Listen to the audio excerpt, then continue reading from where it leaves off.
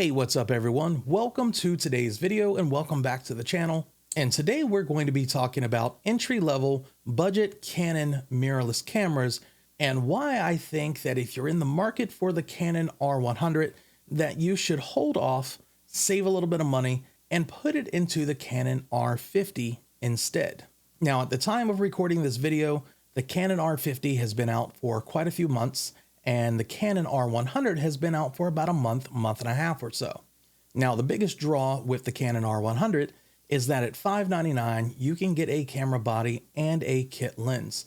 Essentially, this is going to replace the current price point of what the Canon M50 was, just with an RF platform. Now, the unfortunate part is not only is it replacing the Canon M50, it essentially is the Canon M50 just with an RF mount. From looking at the specs, Canon essentially took all of the internal components from the M50, changed the body, put an RF mount on it, and just called it the R100. Now, the upside with this is we get a super entry-level, affordable mirrorless RF camera.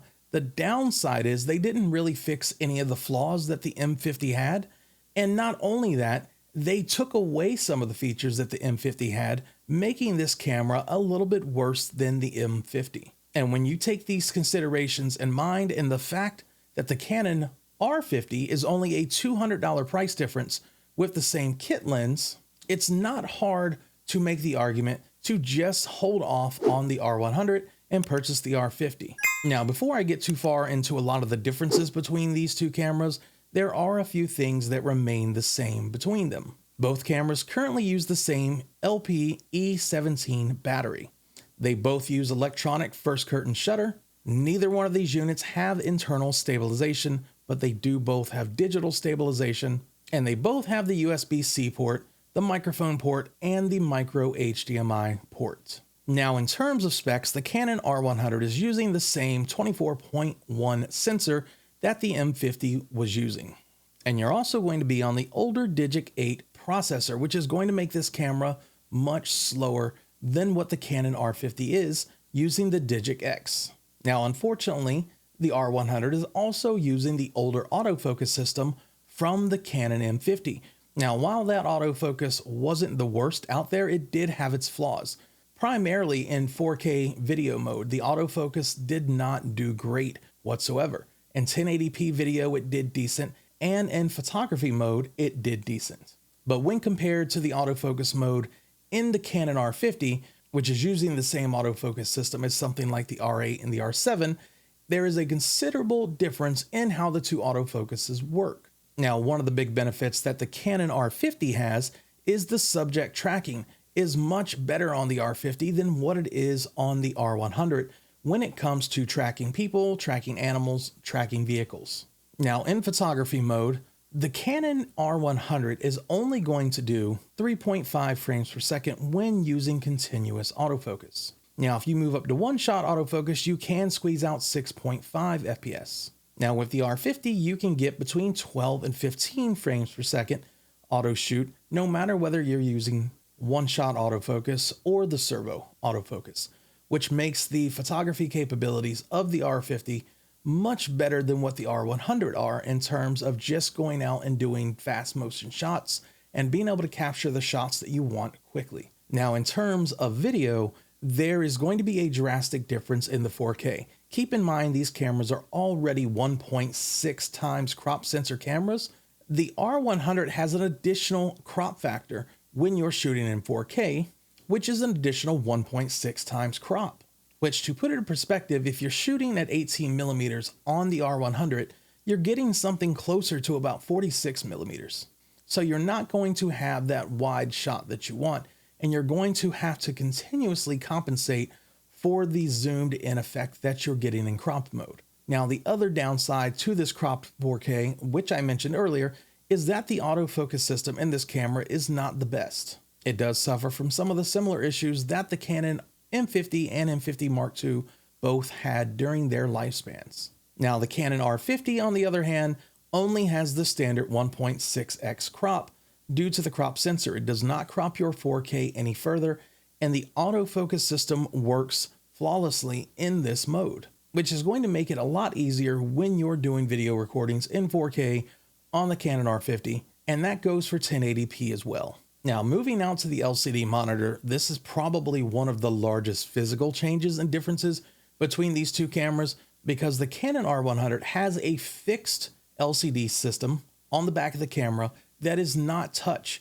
So you can't touch the panel like you can on all the other current mirrorless Canon cameras. This one thing alone could be a game changer for people, as we are so used to touching all the screens in our lives from our phones and tablets that losing the ability to touch something and navigate can feel foreign and make the overall experience a little bit more clunky. Now, that in combination with the fact that the screen does not flip out is going to make this a hard sell for anyone who wants to purchase this for vlogging or any type of content creation.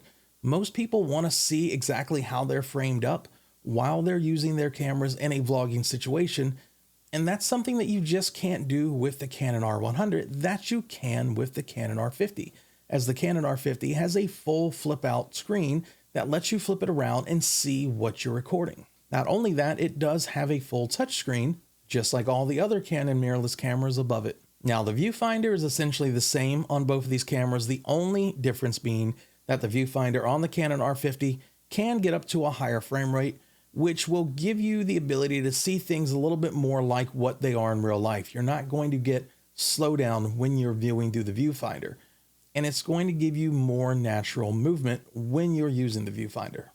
Now, something the Canon R100 has that the R50 does not is a standard hot shoe. So you can use standard flashes or other equipment that would normally mount onto a hot shoe. On the Canon R50, you do have to get the adapter that goes onto the multifunction hot shoe that will allow you to use standard flashes. Now, those are all the major differences between these two cameras. And the fact that the R50 is only $200 more than the Canon R100, I feel like you're going to get much more camera for your buck if you save up and get the Canon R50. This is one of those situations where I feel like if you buy right, you won't buy twice. Where a lot of people starting out with the Canon R100 may be disappointed with the lack of overall features that it has. Canon knows that the price point of $599 can be enticing for a lot of people that want to get into the mirrorless RF system.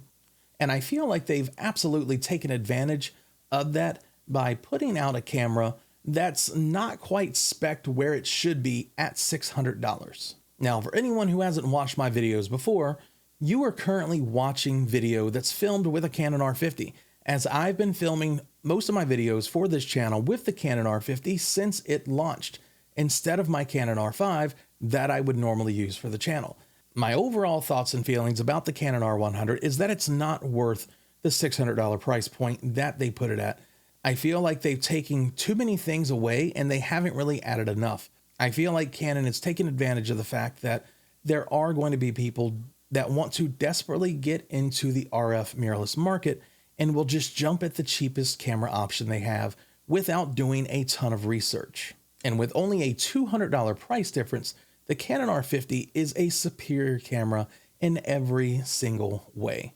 And in the grand scheme of things, when you're purchasing camera equipment, $200 is not going to be that much of a difference at the end of the day, especially when you consider that if you start buying lenses for these cameras, your cheapest lens runs between $150 to $200 on the low end for the RF platform. All right, guys, I would love to hear what you have to say about the Canon R100 and the Canon R50 down in the comments section below. Please let me know if you agree with me, and if you don't agree with me, also let me know that down in the comments. I would love to see what you have to say. As always, if you found this video helpful and you like this type of content, please hit that thumbs up, as it helps this video and helps the channel greatly. Also, consider subscribing to the channel and hitting that bell notification. That way you get updates anytime I put out new content just like this. And with that being said, until next time.